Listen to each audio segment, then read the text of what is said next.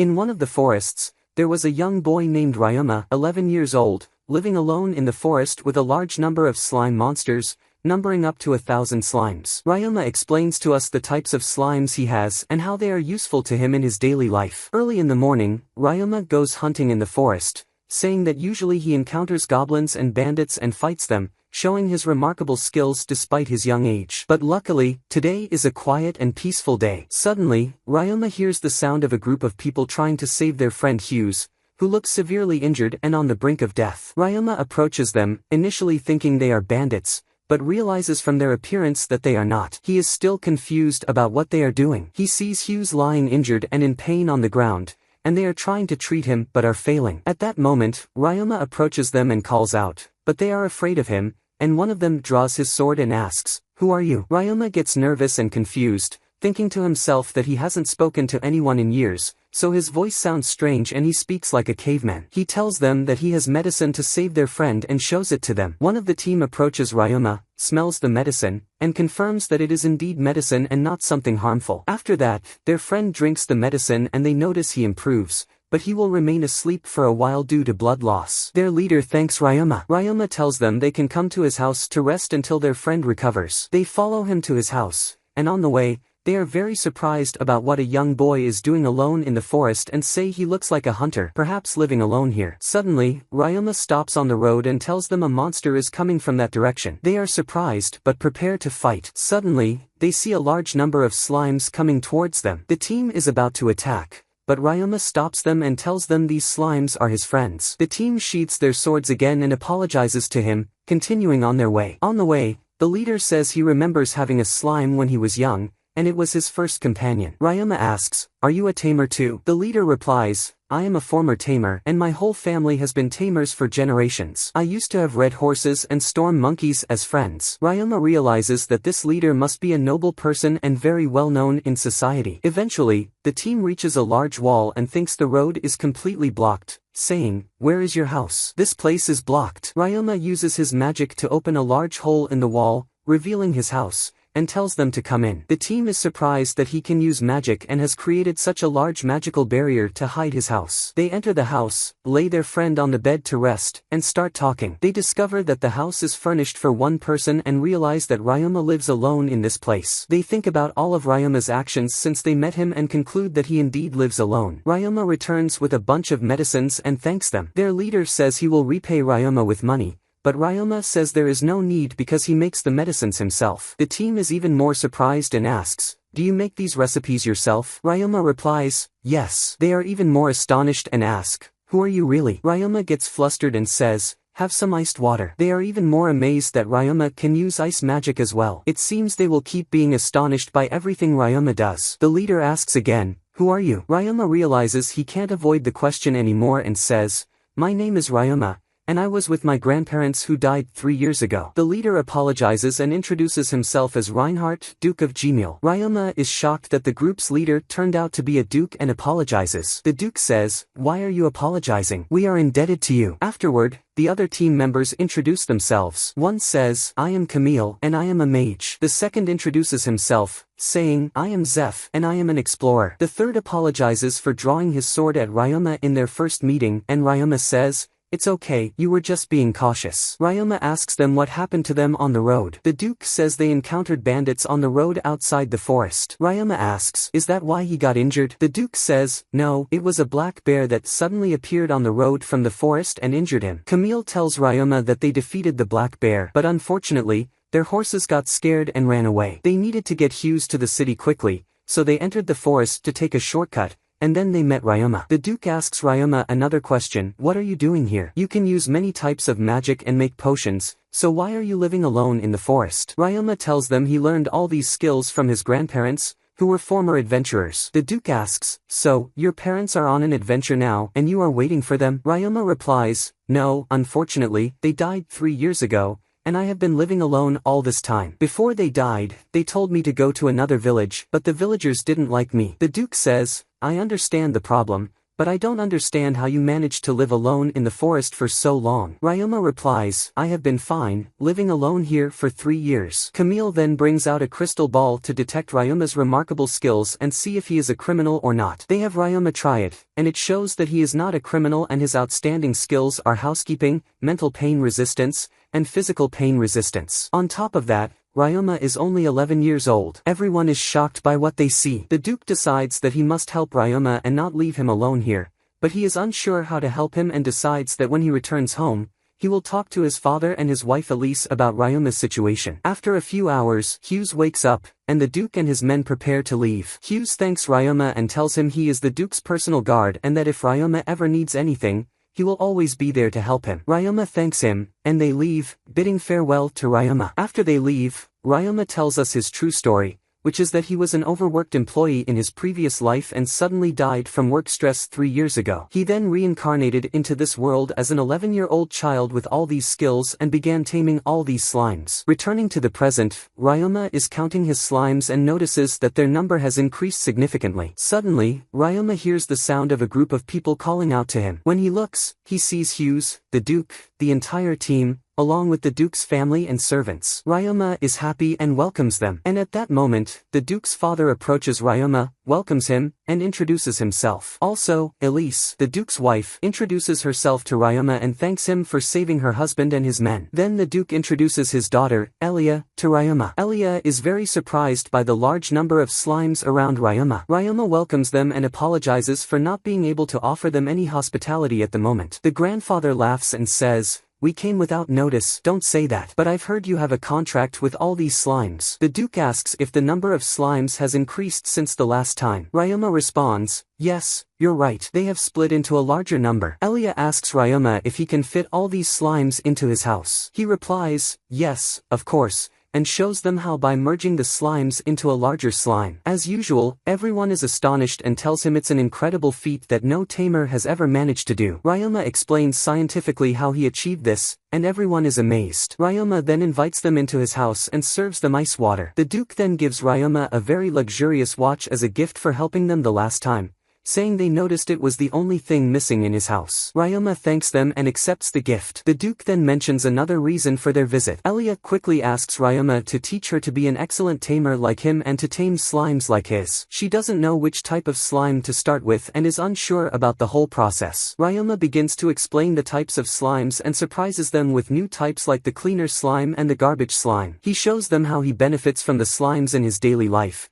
and everyone is impressed by the slime's capabilities and the cleaner's efficiency. Elia decides to raise a cleaner slime, but Ryoma feels embarrassed about explaining the method to attract cleaner slimes. He says he will tell the men only, and indeed, he gathers them and explains the somewhat embarrassing process. Hughes bluntly tells Elia she needs to bathe well and collect the water she bathed in to attract the slime, as it is attracted to body sweat. At that moment, all the women are embarrassed and slap Hughes on the face. Elia then takes a shower, collects the water, and goes to the spot where the slimes gather. She successfully tames a slime and returns very happy, and Ryoma congratulates her on her success. They then go back inside, and Ryoma recalls his first pet, the first slime he tamed. He remembers how happy he was and named it Tabuchi after his first colleague when he was young. Elise asks Ryoma what he plans to do next. Ryoma says he hasn't decided whether to stay here or go somewhere else. The grandfather then suggests he join them on a trip to the town of Gemili and that he can always return here anytime. Ryoma thinks for a moment and then decides to travel with them. Everyone is happy with Ryoma's decision. He then starts packing his things, and the Duke tells him he can put his belongings in the head servant's dimensional bag. Ryoma says it's okay, he has his dimensional bag as well. Everyone is surprised that Ryoma knows this magic too, and that he is skilled in magic as well as being an excellent tamer. Elise, who is also good at magic and loves it, excitedly tells him that if he needs to learn anything about magic, she can help him for sure. In the evening, Ryoma packs all his things in the house. In the morning, he gets ready to leave. The head servant takes out the carriages and horses from his storage space, and they all ride and leave. We learn that Ryoma was very comfortable during the few days of this trip. But one day on the road, it rains heavily, causing a landslide, blocking their way. They don't know how to proceed. The Duke decides to take a detour, but it would add 3 more days to the journey. At that moment, Ryoma decides to wear his raincoat and go help solve the problem. Everyone in the carriage is worried about him in this weather and tells him to be careful. He goes to the Duke and finds a solution to the problem using his magic by turning the mud into stones and having the slimes move them aside, solving the problem quickly. The Duke thanks him for his help. Elise runs to him, saying she is happy and proud of him, praising his hard work. Ryoma feels happy being with them and finally feels the family atmosphere. After 3 more days, they reach the city without any further problems. He then enters his room, saying that this is Gemily City, a town famous for mining, and it is the first city he has visited in this new world. Ryoma feels happy. He mentions that although the city is known for its mines, the production from the mines decreases each year. One of Mr. Reinhardt's goals for this trip is to evaluate these mines and decide which ones will remain operational and which ones will be closed. Ryoma then goes to the castle with the Duke's family to obtain something called a data tablet, which is like an identification card with all his personal information. A woman takes him to a room with a tablet and a crystal, asking him to place his hand on it. Indeed, all his information appears on the tablet, revealing all his skills and attributes. He then goes out to the Duke's family, who are waiting for him outside. The grandfather says, "I have some advice for you this time, Ryoma. I hope you learn it from an old man with experience dealing with people. You must hide all your exceptional skills because you're a child,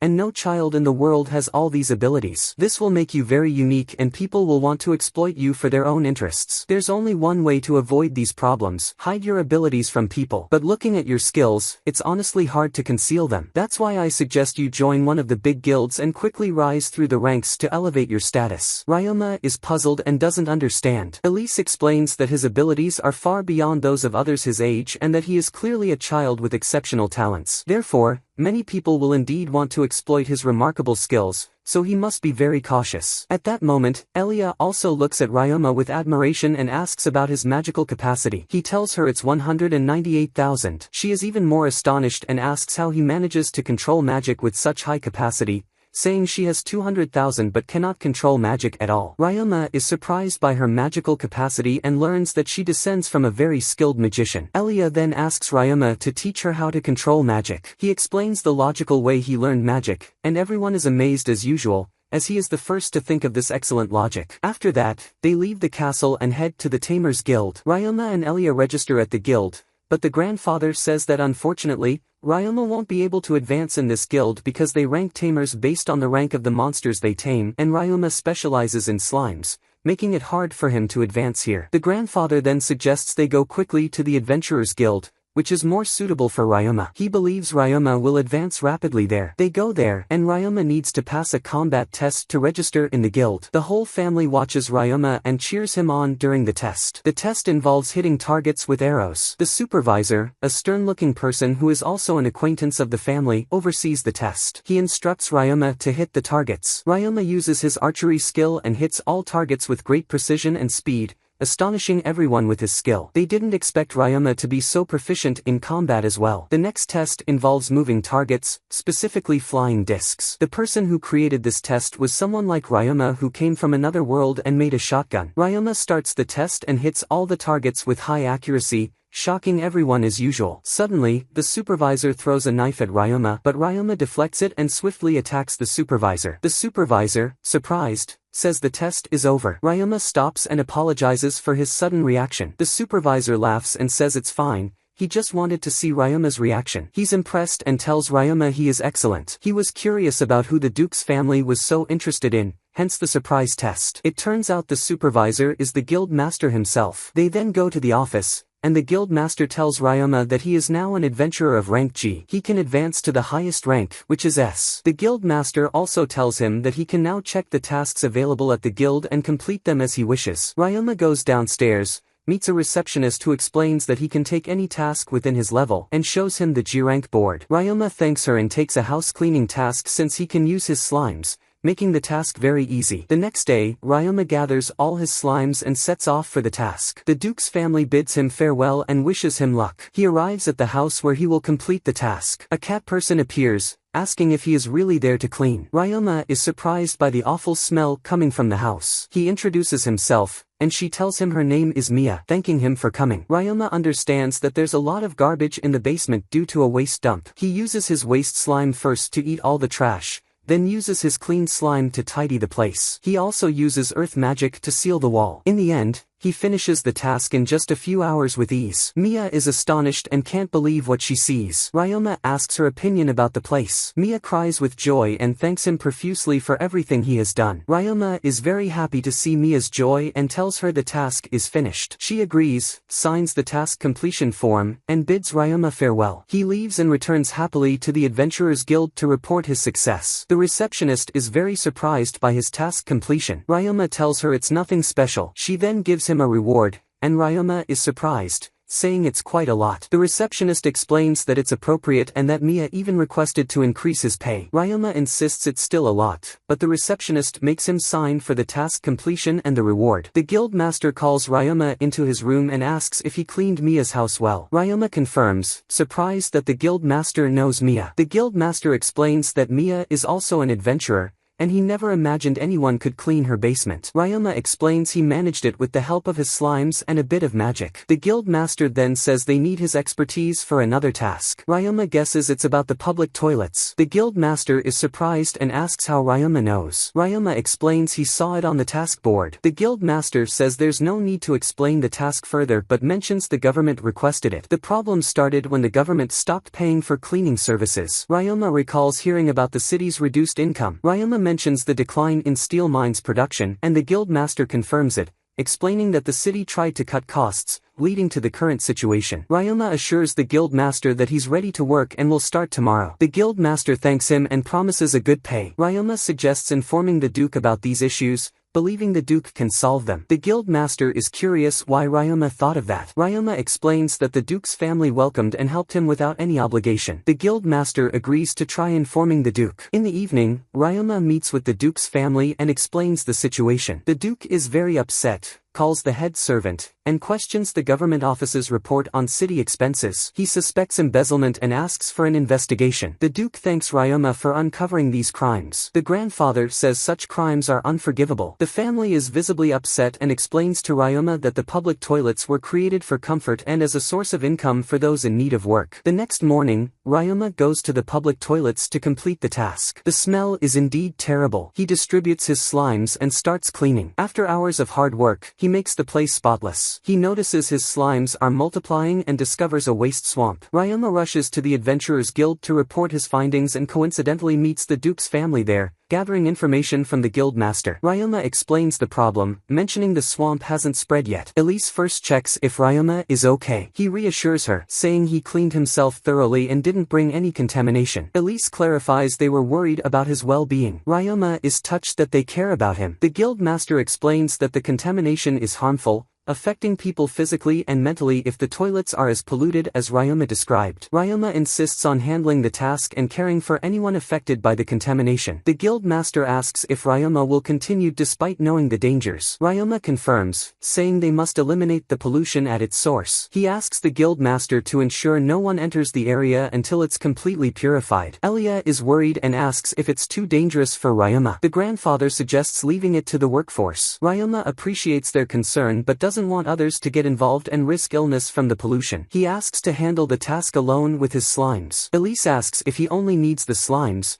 meaning he can stay outside. Ryoma explains that he must assist in large areas like walls and ceilings. He shows them his skill tablet to reassure them he's capable of handling it. Ryoma resumes the task, with a team of adventurers guarding him. While working, Elise and Elia bring him food and potions, worried about him. Even the Duke and his men are working to find a solution, and the guild master is anxious about Ryoma. Adventurers Jeff and Mia are also concerned, telling Ryoma to take a break. Ryoma thanks them but insists on finishing the task quickly to prevent further harm. They are amazed by him. Ryoma continues working swiftly and finally completes the task. Everyone is happy for him. Ryoma returns to the guild to report task completion, and the guild master praises him, promising a substantial reward. Ryoma heads home, looking forward to rest, realizing it's already dawn. He recalls his previous life's exhaustion from work and his mother's welcome when he returned home tired. Returning home, Ryoma finds the family waiting for him. They welcome him warmly, surprising him. Overwhelmed with joy, he cries, feeling the family warmth he hasn't felt since his grandmother's time. Ryoma goes to his room to rest, feeling very happy to be in this world. At that moment, Elia and Elise were preparing food for Ryoma along with the maids. Suddenly, the head butler said he would wake Ryoma up, and Elia thanked him. When Ryoma woke up and saw the amazing breakfast, he was very surprised and asked, "Did Lady Elia really wake up early to make all this food for me?" Elia replied, "Yes, but my mother and the others helped too." Hughes then commented, "She basically wants something from you, Ryoma." Embarrassed, Elia asked if he could play with magic to help her develop her skills as he promised. Ryoma responded, "Of course, I'll teach you as I promised." Then he asked, "Did you make all this food just for that?" She said yes. Ryoma then expressed his gratitude, saying, "I'm very grateful for this wonderful meal," and ate happily. Afterwards, Elia asked about the taste of the food. "Is it good?" He replied cheerfully, "It's delicious," which made Elia very happy, and she thanked him. Everyone started praising the food, but Hughes, being blunt, remarked, "How can meat and eggs taste good together?" which annoyed Elia and the other women. Hughes got scared and focused on his food quietly. Later, the head butler offered Ryoma some tea and asked if there was anything he wished to learn. Ryoma joyfully replied that he would love to learn some offensive magic techniques. Camille, the mage, said, "You've come to the right person. Leave it to me, Ryoma." Ryoma thanked him, and they went to a suitable training area. Ryoma asked Elia if she was good at fire and ice magic. She said yes, and Ryoma, surprised, commented, "Those are the two hardest types of magic. With ice magic, you can create ice sculptures, and with fire, you can make something like fireworks." He then suggested trying it out, thinking it might be challenging for her. He asked, "Aren't you good at water magic too?" She admitted she wasn't very strong in it but would give it a try. Ryoma showed her how to play with it, making water and air bubbles which looked beautiful. Elia was very happy with them. Elia then tried the magic like Ryoma and succeeded, but her bubbles burst quickly compared to Ryoma's, which puzzled her. Ryoma explained that he imagined the water as the slime's gooey liquid which made it last longer. Elia followed his advice and tried the magic again, and this time, she succeeded and was very happy with her success. Ryoma then showed them they could make a huge bubble and play with it. They all had fun playing with it together. After that, Ryoma wanted to show them something new and shaped the bubble into a fish that swam in the sky, leaving everyone truly amazed by the sight. Elia was very happy with her magical play lessons and thanked Ryoma sincerely for teaching her. Then Ryoma and Camille went to learn offensive magic techniques. Camille taught Ryoma all the magic he knew, but Ryoma learned it all very easily, leaving Camille unsure of what to teach next. The head butler decided to teach him some space magic, which made Ryoma very happy. Camille commented, "You're very lucky, Ryoma." Ryoma thanked the head butler. The head butler then asked if Ryoma knew any other space magic besides the box spell. Ryoma replied that he could also use teleportation magic. The head butler asked him to demonstrate it. Ryoma used his teleportation magic, impressing the head butler,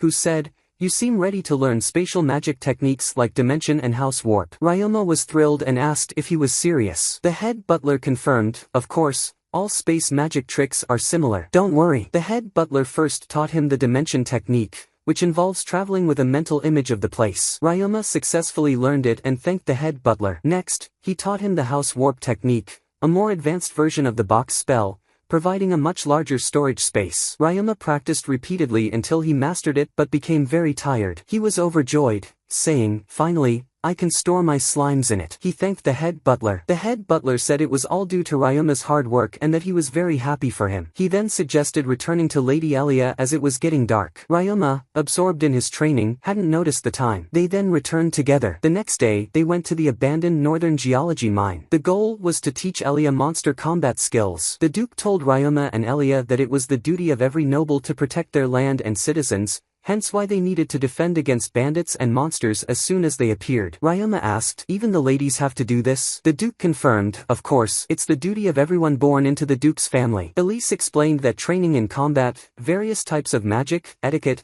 national education, and economic matters were all part of their responsibilities. Ryoma said he understood. Elia added, "That's why I'll be going to the royal capital soon." Ryoma thought about Elia going to the royal capital soon and felt sad about being alone. They then arrived at the mine, where Ryoma opened his dimensional space and released all his slimes. Hughes then asked Ryoma and Elia if they were ready, and they proceeded. The first monster appeared in the mine, and Elia was tasked with handling it. She used ice arrow magic to attack it but missed. The monster charged at them quickly, but she hit it with another arrow, finishing it off, and was very happy. Next, it was Ryoma's turn, but they encountered 4 monsters. The team wanted to handle the situation, but Ryoma said there was no problem and that he would take care of them. Elia wished him luck. Ryoma drew his swords, swiftly attacked the monsters, dodged their attacks, and defeated them all. The team and Elia were amazed by his skills and speed in defeating the monsters. Ryoma and Elia then defeated many more monsters, ultimately overcoming them. They decided to leave the cave when Elia noticed a metallic slime. She ran to catch it, trapping it in an ice barrier before it could escape. Elia then gave the metallic slime to Ryoma as a gift for teaching her magic play. Ryoma was happy and asked, "Are you sure?" She confirmed, and Ryoma was very grateful and thanked her. They then left and reported their findings to the Duke. The Duke decided it would be best to inform the guild about this mission. Afterward, Ryoma used alchemy magic on the red soil he noticed contained iron and successfully produced iron from it. Everyone was amazed by his genius talent. The Duke then said, "Ryoma, there's someone I want to introduce you to, but I forgot." Ryoma was surprised and the Duke took him to meet Mr. Renback from Morgan Trading Company. Ryoma showed Mr. Renback the iron he extracted from the soil. Mr. Renback examined it and was very impressed. He told Ryoma he was indeed a true alchemist. Ryoma then showed him everything he made, and Mr. Renback was very impressed. They agreed that Mr. Renback would start marketing all the products Ryoma produced. However, Ryoma insisted that the fact he was the one making all these things should remain a secret among them. Mr. Renback was puzzled and asked why. The Duke explained, "If it gets out that Ryoma is the one making all these amazing things and that he's a true alchemist, many people will seek to exploit him. Also, we want all the profits to go to Ryoma." Ryoma was shocked and said, "That's too much for me." The Duke insisted, "None of us need the money, and since you invented all this, it's your natural right." Ryoma thanked them and was very happy. Upon returning home, Ryoma experiments with the effects of attacks on the metal slime and discovers that nothing affects it except acid. Mia comes to Ryoma and calls out to him, bringing along the adventurer team. Jeff asks, "Are you ready to go?" Ryoma quickly descends, taking all the slimes in the spatial home, and Elia wishes him luck in hunting the monsters. Ryoma and the team arrive at the mines to hunt the monsters, with the guild master explaining that the creatures inside are mantises, bats, and small rats,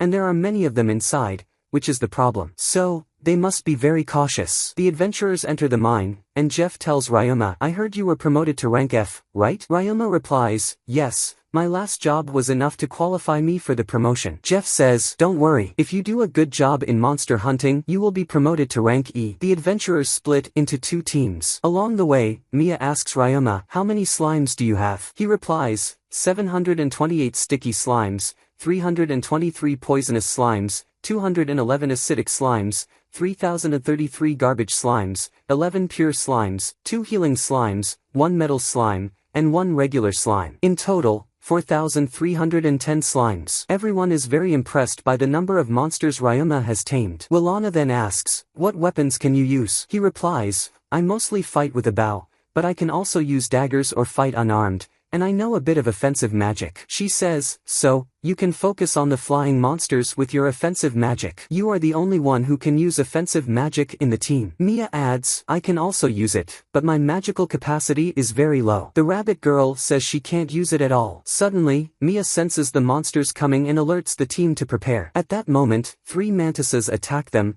but the team quickly eliminates them. They are frustrated because the task is too easy since the monsters are just mantises and small rats. Mia, however, is relieved and tells them, "We would be in trouble if a large number of strong monsters attacked us suddenly. Let's keep it this way for now." As they continue, Willana smells a very large number of bats in the cave. Ryoma comes up with an idea to get rid of all the bats at once and tells the team. They agree, saying if he can do it, it would be great. Ryoma tries his idea, using a sound bomb while creating a sound barrier to protect himself and his friends from the magic. After the attack, the team approaches the monsters and finds all the bats in the room dead, with their numbers very large. His friends praise him. Ryoma then makes his slime grow larger and eat all the monsters at once. The team continues hunting monsters in the mine and later takes a break. Outside, they notice the guild master and all the adventurers gathered with concern. The receptionist says the situation is urgent and dangerous. The guild master explains that a team encountered a group of goblins in the mines, and from the information gathered,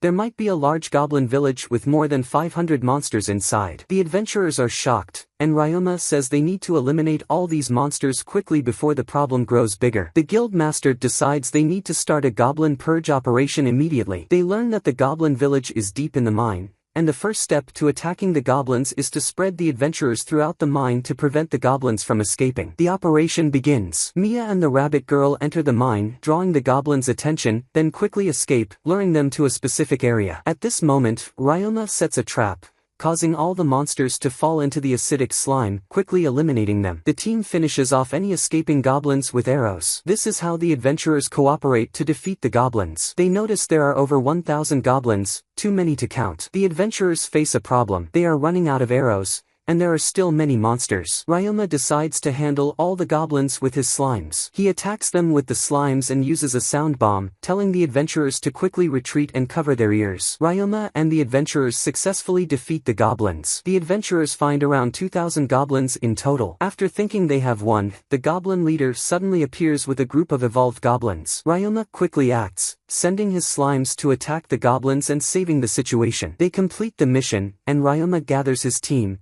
having the cleaning slime clean them before they leave the mine. Ryoma's friends can't believe they got rid of the goblin filth they thought would never come off. They think they will have to throw away their ruined clothes because of the dirt and foul smell. Outside the mine, researcher Liben is astonished by the healing slime's ability to heal the wounded. He tells Ryoma that the healing capacity of the slime has become very high. Ryoma is surprised and says, "This is an unexpected development." Liben explains it might be due to their frequent use of healing on the wounded, which is very useful now. Adventurers gather around Ryoma, thanking him for saving them and helping defeat the goblins in the mine. They are very impressed by his ability to control all these slimes alone. His friends watch as people thank him, feeling happy. They say he is just a kid but a fully capable adventurer for sure. The guild master gathers all the adventurers, thanking them for completing the big mission. He tells them they will receive a significant bonus on their rewards, making all the adventurers extremely happy. In the evening, Ryoma returns with his friends to town. They ask him many questions about the slimes, what they eat, everything about them, and how they are so strong despite being weak monsters. Later, Ryoma approaches Jeff and says, "I'll take over from here. You can rest now. You must be very tired from the journey and the constant focus." Jeff tells him not to worry about him and rest as well,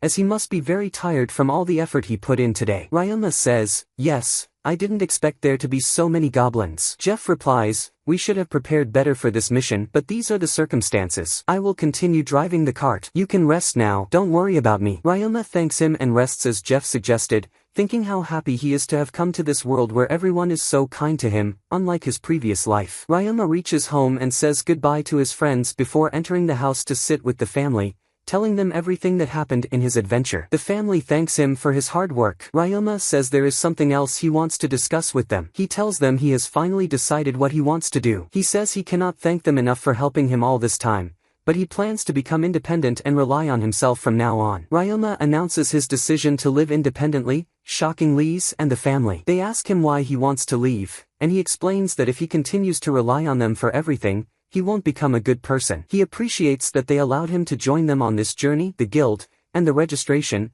and acknowledges that he has become a competent adventurer thanks to them. However, he feels spoiled and wants to take a step back. The family is saddened by his decision, and the Duke's men eavesdrop at the door. When the maids ask them what they're doing, Hughes tells them to be quiet so he can hear better. Lise asks Ryoma if he plans to leave forever. Ryoma assures them that he loves them all very much and only wants to train himself properly again as he started to feel comfortable. Lise tells him that as long as that's the case, he shouldn't worry. Elia asks her mother why she isn't stopping him from leaving. Lise responds that just as Elia wants to go to the capital, Ryoma also needs a chance to grow. She admits that it might not be necessary because Ryoma is still only 11 years old and deserves some pampering. The Duke reminds Lise that they discussed this before, and she acknowledges but still has concerns. Ryoma and Elia don't understand what's going on and ask them to explain. The grandfather says they expected this day to come when Ryoma would want to live on his own. They've seen many children like him before. Ryoma is surprised, and the head butler explains that from the moment Ryoma arrived in the unfamiliar city, he registered at the guilds and worked diligently, which isn't normal for his age. They anticipated this conversation, but it happened sooner than they expected. The grandfather reassures Ryoma that they won't stop him but advises him not to overexert himself, as too much effort can be harmful. To agree to his request, they have a few conditions. First, he must update them regularly by letter. Second, he must visit them occasionally so they can ensure he's doing well. Third, he should never hesitate to ask for help. Ryoma happily agrees to their conditions. Elia tells Ryoma she's very sad about his departure but will respect his decision and adds her own condition that they meet every 3 years, as she will graduate in 6 years and will have a long break after 3 years. Ryoma agrees to her request, making the family happy. Lise then adds that while he's still in the city, he should stay at the hotel as long as he wants. Ryoma starts to object, but Lise firmly tells him they've made their decision, and that's final. Feeling tense, Ryoma agrees and asks how long they will stay in the city. They tell him until the grill frogs appear, surprising Ryoma, who asks if they use their skin for weapon crafting. The grandfather confirms and adds that their internal organs are used for medicine. They appear in large numbers near a nearby lake every year. Ryoma asks if they plan to use them for combat training, but the grandfather explains the primary goal is the lemur birds that gather at the same time. Ryoma, unfamiliar with these birds, sees them in Elia's books and is impressed by their beautiful feathers. Lise tells him their song is also lovely and they're highly sought after because they fly very fast, making them difficult to catch. Elia mentions that during their gathering, they cover the lake, and Ryoma gets excited to see this beautiful sight. The family insists he must join them at the lake. Ryoma gladly agrees to go with them and Elia is also excited. The Duke asks Ryoma what he means by living alone. Ryoma explains that he wants to live as an adventurer in the city, build relationships with people, train well, and start his own business. He thinks about offering a laundry service using his cleaning slimes, which can even clean demon filth. At that moment, the Duke's men and maids enter, telling Ryoma it's a great idea. The grandfather scolds them for eavesdropping,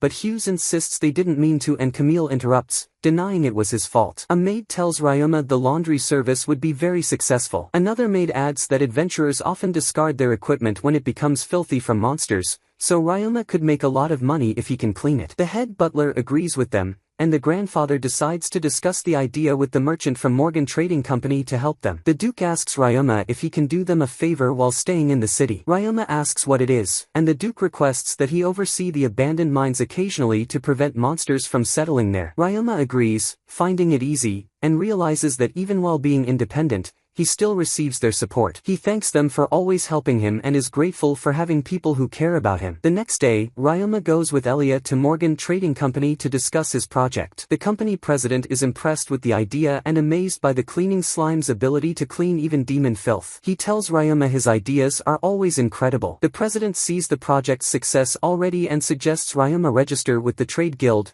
which would suit him well. He predicts that the cleaning service will be very profitable. The president offers to help Ryoma register immediately, saying it won't be a hassle since they're practically family now. They head to the guild, and on the way, the president promises to support Ryoma's project as much as possible, making Elia excited as well. At the guild, Ryoma introduces himself to the guild master, Jealous, and expresses his desire to register. Jealous asks if he's planning to offer a cleaning service, and he confirms. Jealous accuses the president of Morgan Trading Company of registering to avoid taxes and fines due to high profits, which he acknowledges and presents the idea. Jealous tells Ryoma she likes his thinking, finds the idea excellent, and allows him to register. The president asks to secure a shop location, and Jealous reluctantly shows them a map of a notable shop with some issues but offers it at a very low price. They visit the shop, finding a large, ruined building that was once an inn and warehouse before a fire destroyed it. Ryoma sees on the map that the shop is in a residential area, close to the Adventurers Guild and industrial area, making it a perfect location. He decides to buy the place. The president assures Ryoma he'll handle the paperwork and confirms he'll lend him some of his professional staff to help start the project, aiding in managing it. Ryoma begins cleaning and rebuilding the shop with the help of his friends and the Duke's men, finishing the preparations. Elia suggests adding natural scenery around the shop, like flowers and herbs, which Ryoma loves and agrees to. They implement the idea and return home. On the way, Ryoma thinks about hosting a grand opening for the shop. At home, Ryoma tells Duke's family that he decided to hold an opening for his store, so he hopes everyone will attend the party. He also invites the head of the Adventurers Guild, his adventurer friends, and the lady from the Merchants Guild. Everyone is happy and assures him they will definitely come. Later, Mr. Rinback and his children are in the carriage on their way to Ryoma's store opening, and they are amazed by everything, even the store's name. Inside the store, Ryoma and the two maids are preparing the food for the party, and Elia is also helping. Ryoma thanks them afterward for their help. At this moment, Mr. Rinback and his children enter the store, and the children think Ryoma is related to Duke's family, but their father clarifies that this is not the case. Ryoma then comes in, welcomes them, and introduces himself. Duke introduces the two boys to Ryoma, explaining they are his new assistants. Ryoma welcomes them and introduces himself to them. Mr. Rinback mentions that although they are young, they managed one of his best branches, the Loyum branch. Ryoma then takes them inside to explain how the store operates. He shows them special bags and explains that customers need to buy these bags first to put their dirty clothes in. These bags come in different sizes and can be reused as many times as they want. He tells them about the pricing, where the bag price varies according to its size. Afterward, they take the money in the laundry, giving the customers a receipt which they will need to collect their clean clothes later. The dirty clothes are placed on a shelf in a room where the cleaning slime will take and clean them thoroughly. Ryoma asks them if they have heard of the cleaning slime before. They say Mr. Rinback mentioned it briefly. Ryoma then takes them to see the cleaning process firsthand. The cleaning slime washes the clothes, the metal slime irons them, and the sticky slime folds them and puts them in the correct place according to the receipts. The two brothers are very impressed by what they see. Ryoma asks if they have any further questions, and they say not at the moment. They then leave, and Ryoma wonders if they are not satisfied with handling the reception and laundry tasks. After all, they were excellent managers in the trade. Ryoma shows them the rest of the store details, including all places and their living quarters. Later, all of Ryoma's friends arrive, and Ryoma asks Clara and Cole to help with the party. They agree, and everyone is very happy with the party Ryoma organized. Ryoma gives a speech thanking everyone for coming and supporting him,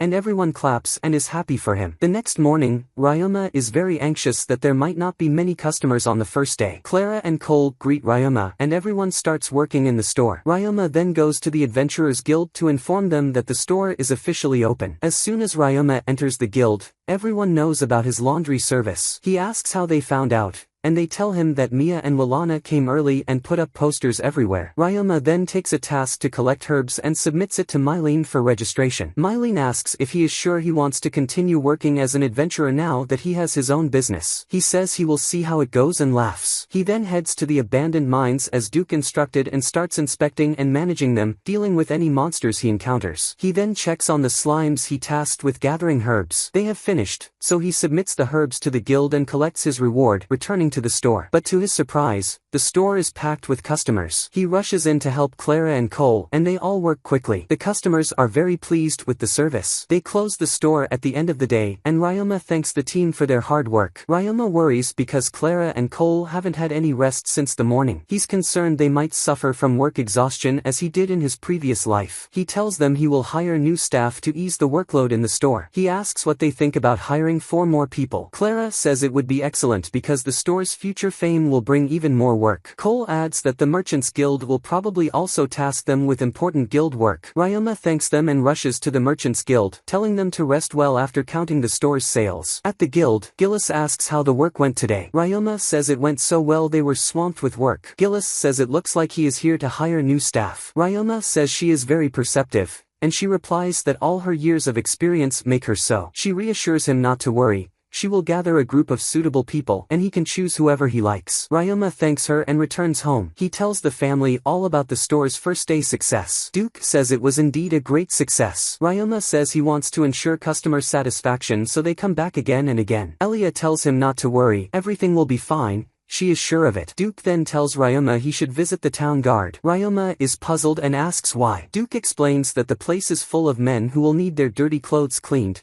providing a steady income source. Ryoma understands and thanks him for the advice. Ryoma goes to his room to rest, but Elia calls him and wishes him good night. He goes to bed feeling happy and content. In the following days, the customers kept filling the shop, and they were completely satisfied and very happy with the cleanliness of their items. Then, Ryoma went to the Merchant Guild and met with Jill. She told him, I gathered the candidates who can handle the accounts, and you will surely find someone who can start working with you today. Ryoma thanked her, and she replied, no need to thank me. Everyone has to do their part. Just as adventurers go to the Adventurers Guild, work comes to the Merchant Guild. Ryoma then met the employees Jill had gathered. They were all very surprised and asked, who is this young boy? Is he the guild master's grandson or something? Jill had gathered a large number of people. Ryoma welcomed them all and said, I am the owner of Bamboo Laundry Services, and my name is Ryoma. Everyone was shocked to hear that such a young boy owned a shop. After Ryoma explained everything about the shop to the people, many of them left. Ryoma said to the remaining ones, "Since you are still here, you don't mind working with me, right?" He then asked the two who stayed, "Can you tell me your names and if you have any conditions?" The older man said, "I am Faye, and this is my daughter, Lee. It would be great if you hired us,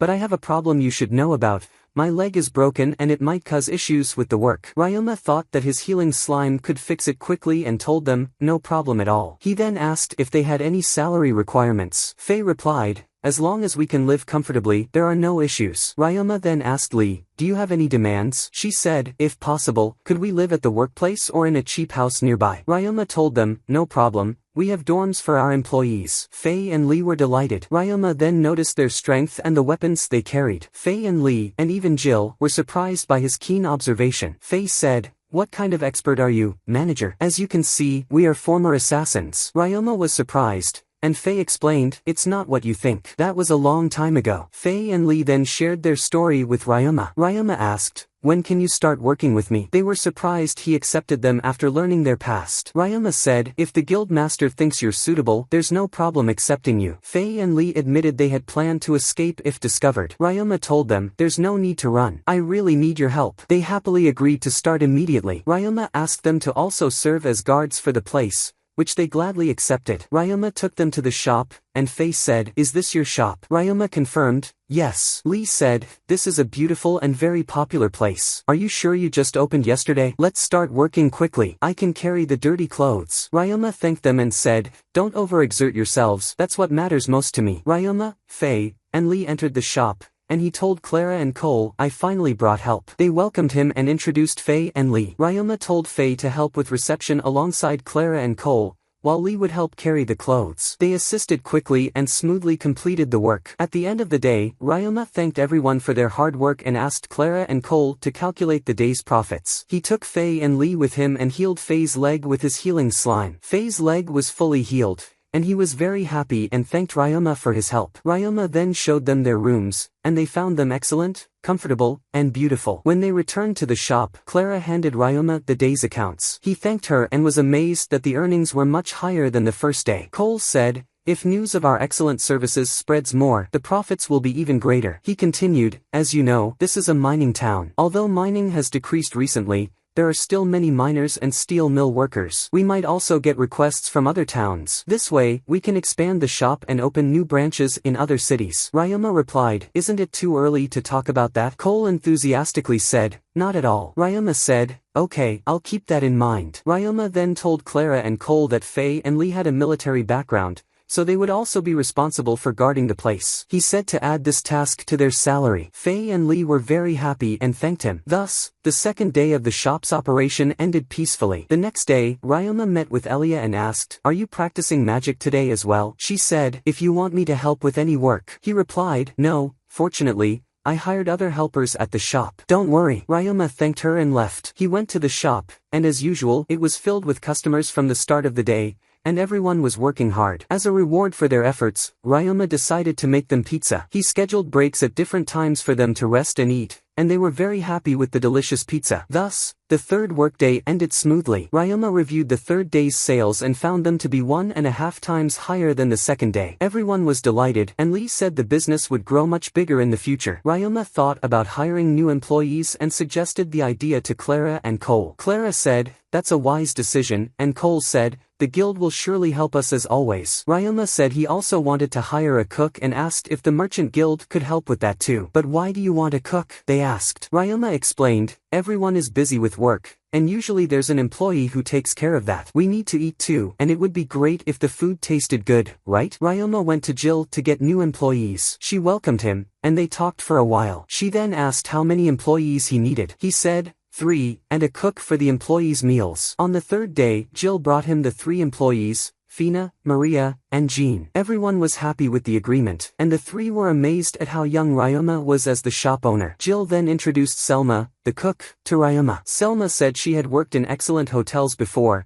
and everyone agreed to work with Ryoma and stay in the shop's accommodation. Jill told Ryoma, "If things continue to go well, what do you think about opening a branch in another city? Let's talk about this when you have time." Ryoma said it was still early for that, but she insisted, this is the right time, don't worry. They returned to the shop, and a week passed by with excellent operations. The clients, employees, and everyone were very happy, and everything was going well. The Duke's family visited the shop and observed Ryoma from a distance, feeling very proud of him. The Duke said, "Ryoma always exceeds our expectations." Ryoma noticed them and warmly welcomed them. After that, Ryoma goes to Mr. Reinbach and asks him about the state of his shop. Mr. Reinbach responds that the shop is excellent since he gave him his 2 assistants and also hired new employees to make the management of the shop easier and better. Mr. Reinbach is very happy and says that it's great. Ryoma then tells him that the problem now is that business is going so well that he's starting to get worried. Mr. Reinbach says that he brought him here today because there's a new business opportunity. Ryoma is surprised and asks what it is. Mr. Reinbach explains that Ryoma has been supplying them with slime thread and waterproof fabric regularly. Now, he asks if Ryoma can supply large quantities of these materials. Ryoma is confused, so Mr. Reinbach explains that they are entering the season of the frog outbreak. Ryoma acknowledges this,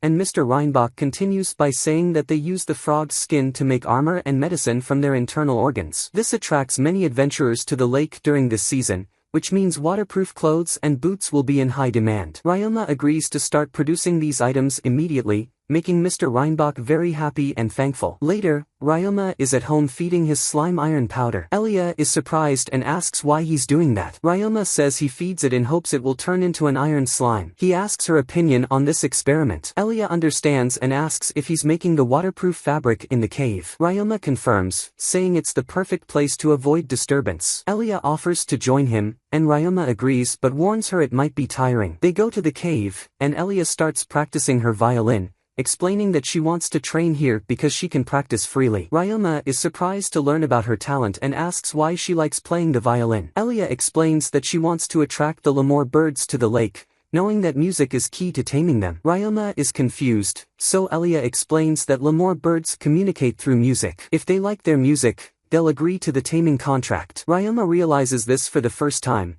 and Elia encourages him to continue making fabrics while she practices. Ryoma and the slime enjoy her music a lot. Ryoma finishes making the fabrics and sits with Elia, who praises his quick work. He returns the compliment about her music but notes the fabrics need time to dry. They decide to play together while waiting, which makes Elia very happy. Ryoma then makes a stone figurine of Elia, who is very impressed and grateful. She happily takes it, and Ryoma makes figurines of the rest of the family as well. At home, the family sees the figurines and is delighted. Ryoma says he's glad they like the small figures. Elise thanks him, saying he's always amazing. The Duke suggests Elia take the figurines to school to feel less lonely, which makes her very happy. She asks Ryoma to make a figurine of himself, which embarrasses him, but he agrees. The next day, Ryoma inspects the shop, finding everything running smoothly as usual. Seeing the shop running well without him, he goes back to the cave to make more fabric. While waiting for the fabric to finish, he trains in combat with the slimes as he used to. He trains the slimes in combat too. After training, he finds that the slime-eating iron powder has turned into a metallic slime. Ryoma is thrilled that his idea worked but notices slight differences from a normal metallic slime. He evaluates it and discovers it's an iron slime, formed from eating iron. Ryoma then tests the soil and finds that slimes eating various metals turn into metallic slimes, while those eating only iron become iron slimes. He's happy to have discovered the secret to their transformations. At the end of the day, Ryoma returns to the shop, greeted by Fina. He then notices the cleaning slimes have doubled in number, surprising Fina. Ryoma assures her that cleaning will be more effective now. Ryoma goes out to the other employees, finding them gathered around a sales report. Clara tells him they made 3 times yesterday's profit, astonishing everyone. Ryoma is puzzled by the sudden success. He thanks the employees, attributing the success to their hard work. Cole says it's their duty to work hard. Ryoma asks if anyone has problems, but they laugh, saying they couldn't find any issues even if they tried. Ryoma suddenly realizes he forgot to give them vacations, feeling guilty for being so neglectful. FAI asks why he looks so worried, and Ryoma apologizes for forgetting their vacations. The employees are confused, asking about vacations. One employee asks if they should create a schedule for their days off, and Ryoma confirms, saying it should be clear. Ryoma suggests closing the shop 1 day a week or rotating vacations, surprising everyone with joy. Ryoma is confused by their reaction. Clara explains that vacations are uncommon among employers. She tells Ryoma that workers usually get low wages and no vacations. If they miss a day, their pay is docked. Ryoma reassures them that this won't happen in his shop. He wants everyone to be comfortable and work with love for the place. The cook announces the food is ready, and everyone goes to eat. Later, Ryoma visits the Adventurers Guild and meets Mylene. She welcomes him, asking if he's there for guild business. Ryoma confirms, saying his employees can manage the shop without him, so there's no problem. He then looks for a suitable mission on the board. Mylene calls him over, saying she has a mission he might like. She explains that a group of adventurers from outside the city, called Seacom Port, claims to have caught a rare slime. Ryoma is excited and asks for details. Mylene explains that the group tried selling the slime to the Tamers Guild, but they refused. Ryoma is surprised, asking if the slime is still for sale. Mylene confirms and asks if he's interested. Ryoma eagerly agrees, asking where they are. He goes to the place, finding it seemingly abandoned. Feeling uneasy, he enters and notices the adventurers. He approaches and introduces himself, but one of them rudely belittles him. The group's leader apologizes for his friend's behavior, and Ryoma assures them it's fine, understanding their frustration. The leader explains they couldn't sell the slime. The rude adventurer angrily grabs Ryoma by the clothes, accusing him of mocking them. He then falls and cries, calling them fools. His friends take him outside. The leader, named Shin, introduces himself and his teammate Kai. Shin asks why Ryoma wants the slime. Ryoma says he collects and studies slimes and would buy it if it's a rare breed. Kai is curious and asks why. Ryoma explains he studies slimes and would love to add a rare breed to his collection. Shin is pleased, saying it would be great if Ryoma bought it. Ryoma asks the price, but Shin tells him to name it since the Tamers Guild said it has no value, so they can't price it. Ryoma asks to see the slime, agreeing to buy it if it's a type he doesn't have. Kai brings the slime, and Ryoma opens the container to find a strange red liquid. He's intrigued, thinking he's never seen such a slime before. Shin asks for his opinion, and Ryoma agrees to buy it. He gives them 2 gold coins, shocking them. Kai asks if he's sure. Ryoma confirms, grateful for acquiring a new slime breed. He thanks them, takes the slime, and leaves, informing them about the frog season and how to profit from it. They thank him for the advice. Ryoma then goes to the abandoned mines to release and study the slime. He tries a taming contract, which succeeds. He evaluates the slime, finding it to be a blood slime with the skill to suck blood, which Ryoma finds very useful in battles. Later, Ryoma sits with Elia, who says her family will teach her taming magic tomorrow. She asks if he wants to learn with her, and Ryoma eagerly agrees, excited and happy. The next day, the whole family goes to a suitable place, and Elise asks Elia and Ryoma if they know anything about taming magic. Elia tells her that taming magic is about communicating with the monster in the right way to establish a good bond between the tamer and the beasts. Elise says, yes, exactly, and today we'll learn shared sensory magic. Ryoma looks confused, so Elise explains that through shared senses, it becomes easier to get information from the monsters, and you can let them know if you're in danger or not. The Duke adds, this magic is specific to taming and hard to use with summoning magic. Ryoma is still confused, so the Duke explains that summoning beasts form just one bond, which makes it very difficult. The grandfather adds that for a tamer to benefit from shared senses, they need to have a lot of experience, and of course, it depends on how long you've spent with your beasts. But today, you'll be training with birds. Elia is surprised and asks, so we won't be training with the slimes we have? Elise responds, with slimes,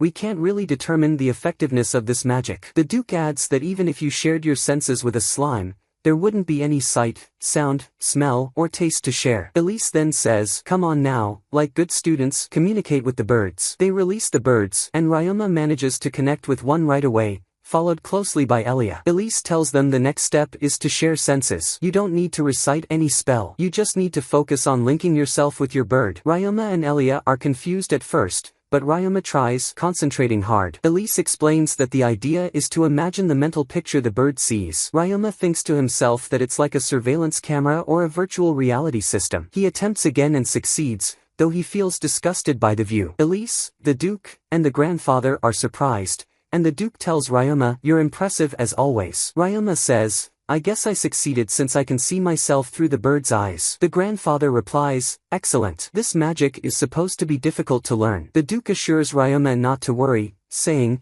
the disgust you felt is normal. Everyone who uses this magic experiences it. Just try closing your eyes and focus only on what the bird sees. Ryoma follows the instructions and finds that things are much better. Elia, however, still finds it strange and difficult. Ryoma thinks to himself that it was easy for him because he imagined the surveillance cameras from his past life, which helped him grasp the idea quickly. Meanwhile, Elia is starting from scratch, as she has no background in this. Suddenly, Ryoma's bird takes flight, and he's thrilled by the view from the sky. After some more training, everyone takes a break and drinks tea, and we learn that both Ryoma and Elia have mastered the sensory magic for taming in the end. The grandfather praises their excellent performance. The Duke remarks that he thought this would be the one thing that might challenge Ryoma, but as always, Ryoma surprised everyone. Elise tells Ryoma, "This is your first time connecting with monsters, right?" Ryoma replies, "Yes, it is." She asks, "Do you feel anything strange?" Ryoma says, "Not really." Elise then tells him, "You have a talent for handling bird-type creatures, which is truly impressive." Ryoma is puzzled and asks what she means. The Duke explains that every tamer has a natural talent for taming certain types of monsters. Ryoma says that he's sure he has an excellent affinity with slimes. The Duke responds, "Of course, if you didn't, you wouldn't have tamed so many." The grandfather tells Ryoma that knowing your suitable type makes you a remarkable and skilled tamer,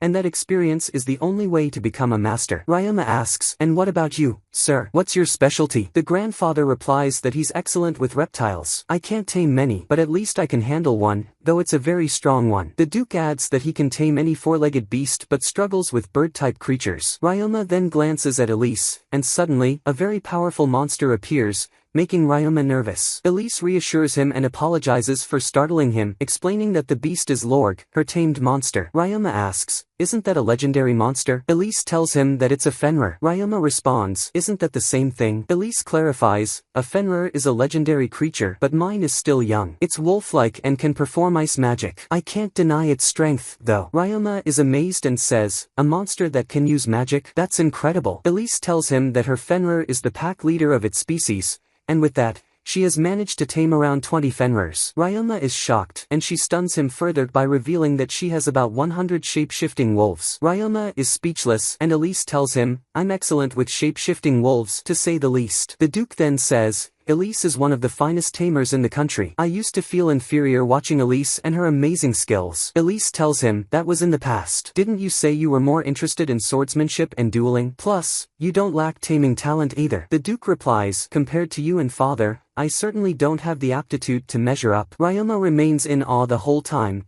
stunned by Elise's power, her beast, and the number of monsters she has. Ryoma starts to daydream, and Elia asks him what's on his mind. He replies, "I was just thinking about how I'm surrounded by all these amazing people." Elise tells him, "You think we're impressive? You haven't met Lord Reinbach yet. He's far better than any of us." Ryoma is even more shocked as she explains, he has fewer than 20 shapeshifters, but half of them are dragons. The boy is utterly astonished this time. The grandfather laughs and tells them, "I'm not as incredible as you think. I've just been lucky, that's all. It's not just about my skills. My first monster was exceptionally strong, and in the end, all the other dragons came under its command. Still, I can only summon them when the situation is extremely important. Just imagine the chaos they would cause if I summoned them otherwise." Ryoma says, "I understand." Ryoma then asks, "But what exactly do shapeshifters do?" The grandfather explains that they live in the mountain territories owned by the kingdom. Those mountains are filled with very dangerous, powerful monsters, and my dragons prevent these monsters from escaping. Elise adds that her wolves also live on a different mountain, which serves as the habitat for most of the kingdom's valuable medicinal herbs. That's why they guard it from poachers. After that, Elise tells them, "Now that we've rested, let's continue our training." After several days of hard work, Ryoma is sitting with his adventurer friends in his shop, talking about the frog infestation, and they tell him that the season is about to begin soon. A researcher says that the peak will be within 3 or 4 days. Mia gets excited and says, "Finally, the time has come for us to make a lot of money." Everyone is thrilled about the adventure and the big earnings they'll make from it. Jeff says, "We came here to ask you something." Ryoma asks, "What is it?" They ask him about the work gear he wore during the communal bathroom cleaning job. "Can you tell us where you got it? We want to get one so we won't get soaked easily when hunting frogs." Ryoma tells them, "You can get it from Morgan's import company. Just tell them I sent you, and I'm sure they'll help you out." They thank him and say they'll head to Morgan's right away. Later, Ryoma is sitting with the family at home, and the Duke asks, "Have you heard the news, Ryoma?" Ryoma replies, "Yes." Elia tells him, there are a lot of birds flying around the lake to catch these frogs. Elia is very excited about taming these monsters, and Elise tells him that they've decided to go to the lake tomorrow. Ryoma replies, "Alright, I'll be well prepared." Afterward, Ryoma goes to his room and plays the guitar by himself to make it easier for him to tame the birds. He says that he's neither bad nor good at playing since he has very little experience. Then he gets sad, remembering that soon he will part ways with the Duke's family, whom he loves dearly, because once the season ends, he'll leave the town and move on. The next morning, they're on their way to the lake when Ryoma encounters the adventurer team led by Shin, the one who bought the blood slime from him. Ryoma greets them and tells the Duke's family to go ahead without him, stopping to chat with Shin and his team. At that moment, foolish Shin apologizes for his reckless behavior toward Ryoma and thanks him for helping them. Afterward, they bid Ryoma farewell and leave. Ryoma then runs toward the lake and finds the Duke and the family standing there. Upon arriving, he is astonished by the stunning view of the birds, watching as both birds and adventurers gather large amounts of frogs. The Duke notices someone trying to tame the birds and tells Ryoma and Elia to focus on him. At that moment, the man plays an instrument, but his playing is very irritating. Frustrated by the birds, the man attacks them, but they counterattack using magic, and he panics, running away in fear. Ryoma is surprised to see that the birds can use wind magic. The man, fleeing toward the Duke's family, is being chased by the birds who are about to catch him. Ryoma and Camille quickly use their earth magic to protect him. Suddenly, the birds let out a powerful sound that affects everyone intensely, except Ryoma, who doesn't feel the same pain as the others. He starts looking for the evolved bird causing the loud noise until he finds it and casts a sound barrier on it, stopping the magic. Afterward, the birds fly away from the area. The Duke and his men begin helping the people around them, and the Duke thanks Ryoma for his assistance. Ryoma asks what exactly happened, and everyone is shocked that Ryoma wasn't affected at all. The grandfather explains to Ryoma what happened, telling him that the bird is extremely rare and only appears once every 10 years. It can use dark magic combined with wind magic, making it highly unique. Ryoma then remembers that he has a skill called psychological pain resistance, which is what allowed him to withstand the noise. Elia asks him how he was able to stay unaffected, so he explains to her about the skill that protected him from the pain. Afterward, the Duke checks the situation and finds that all the birds have disappeared due to the commotion caused by the loud noise. Ryoma says to the warriors, "Now we have to find the bird's nest to track them down, right?" The scout replies, "Yes, but that's going to be very difficult because these birds fly farther than other monsters, so the area we'll have to explore will be huge." Elia decides that she'll stay in place and wait for the birds to return, and Ryoma agrees with her. Ryoma and the family remain by the lake until evening, waiting for the birds to return. But unfortunately, they start to feel discouraged. Elia says to Ryoma, "The time when we'll all go our separate ways is approaching, isn't it?" Ryoma becomes anxious, not knowing what to say. He thinks to himself that he's not used to awkward situations like this. A scene from a novel he read before with a similar situation comes to mind,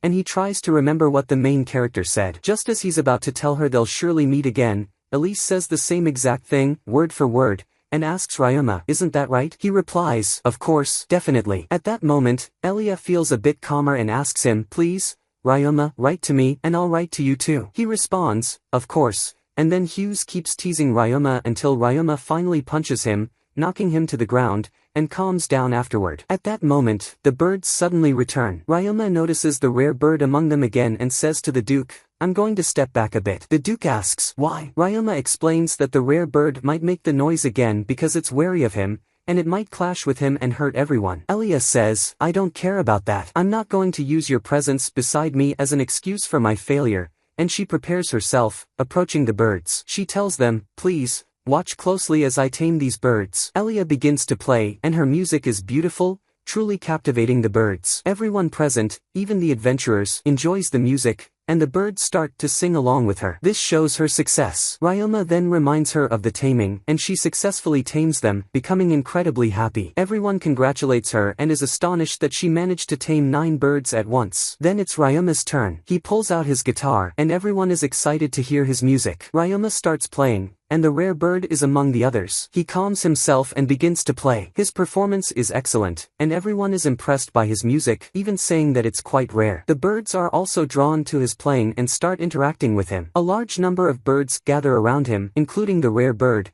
and Elia reminds him about the pact. Ryoma successfully forms the pact with them, and everyone applauds and congratulates him on his achievement. Afterward, they prepare a grand feast to celebrate Elia's success in taming the birds, as well as to bid Ryoma farewell. Elia plays the flute, and as usual, she's stunning. Ryoma is amazed by her performance, thinking to himself that his journey with the Duke's family is nearing its end. Later, the two head to Ryoma's room where they talk for a while. Then, Elia gives Ryoma a ruby necklace as a gift. Ryoma is surprised, and Elia explains that her mother gave her this necklace when she was 10 years old on her birthday. She tells him, "I want you to keep it as a gift and take care of it until we meet again." Ryoma is hesitant at first, but then he promises her that he'll take great care of it. He starts thinking about what precious gift he could give her in return. After thinking for a while, he gives her 2 of his slimes, telling her, "These are the most valuable things I have. Please take good care of them. I think they will be very useful to you." Elia laughs, and Ryoma gets nervous, thinking he did something wrong. Elia quickly apologizes, takes them from him,